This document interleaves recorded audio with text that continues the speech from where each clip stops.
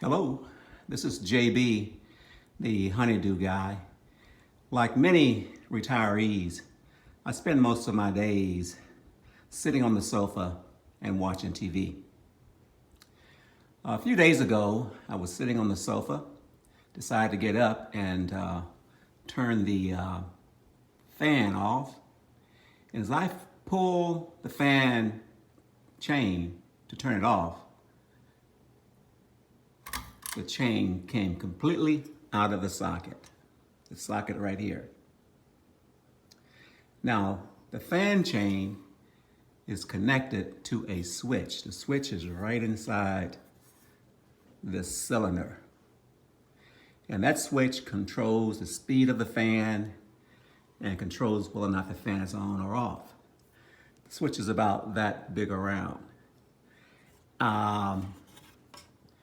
So I'm going to attempt to repair the switch. The switch has 4 wires on it, and you have to take those wires off. Of course, first you want to turn the power off to the lamp, to the fan. And then secondly, you want to unscrew the screws that holds this lamp up. There's about 3 screws around the perimeter of this lamp base. Before you unscrew the lamp, tie a belt or tie or a rope around this base so that it doesn't fall on the floor. So after you unscrew those screws, the lamp is going to fall down to about this level, and there will be 2 power wires that will be holding it up. You'll want to disconnect those wires and take the lamp completely off and set it up in a safe location. So once you take the base off of the lamp, then you'll see the switch, the fan switch, which is located right here. You want to take those wires off that switch and disassemble the switch to install a chain, to put the chain back in so that the lamp switch will work. There's no guarantee you'll be able to do that successfully. If not, you'll have to buy a brand new switch. A switch should cost less than $10. Just a matter of buying a new switch and installing a new switch.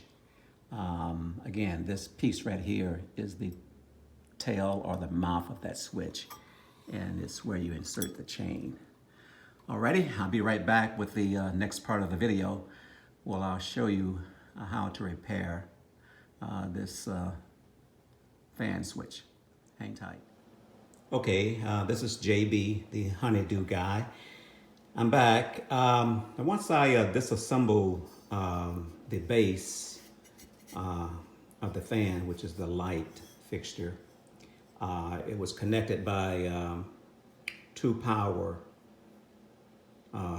wires. These are the female connectors.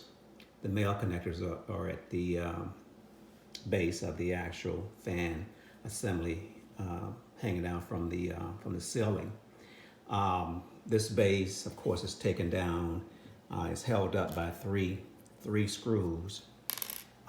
These screws here, they're Phillip head. Once you take those out, this base falls down, and it's going to be hanging by these wires. So disconnect these wires. Use a belt or something to support the fan while you work on it. Now, once I took the base down, the next step was to remove the actual switch.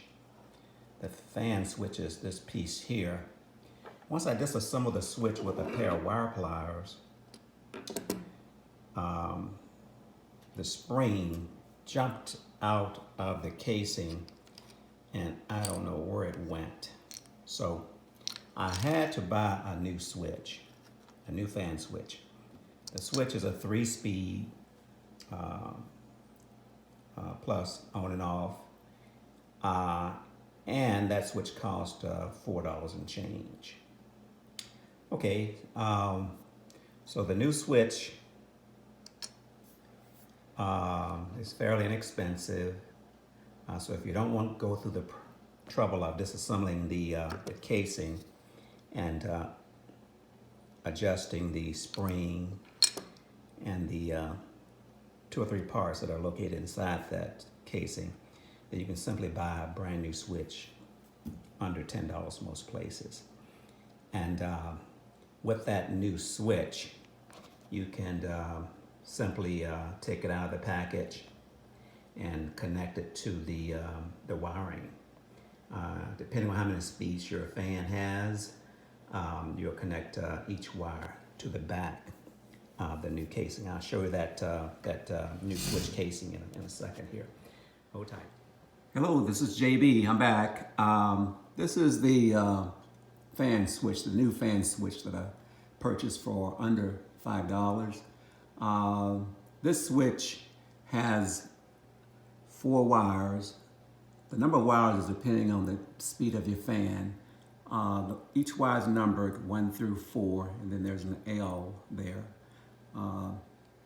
Once you get the wires back into the switch, you would simply push each wire into a little hole there that is located inside of the switch.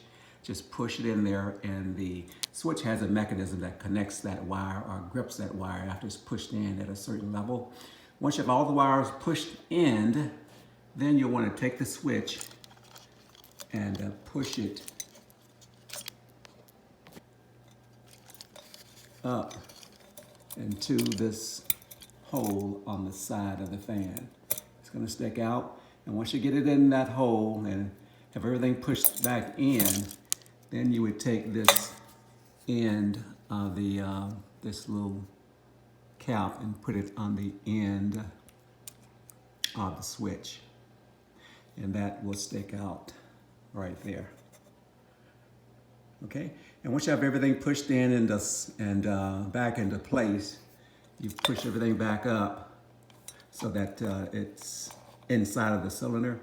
Then you will take your lighting base assembly and connect the two male ends here. Connect those back into the female end. The female end is located in the lights switch, which is that assembly on the table right there. Okay, and once you get everything connected back, then you would push your light assembly up, put your screws in. There's 3 or 4 of those screws. You would put those back in all the way around. And once you have everything secure, then of course your project is done. Of course, you can test before you put the light assembly in. You can test, see if your switch actually works by pulling the chain, and of course if it works, then the fan will come on. Hello, this is JB, the HoneyDo Guy. We're back with final words about this project. This project involved replacing the fan switch. Remember, our fan chain broke loose out of its socket.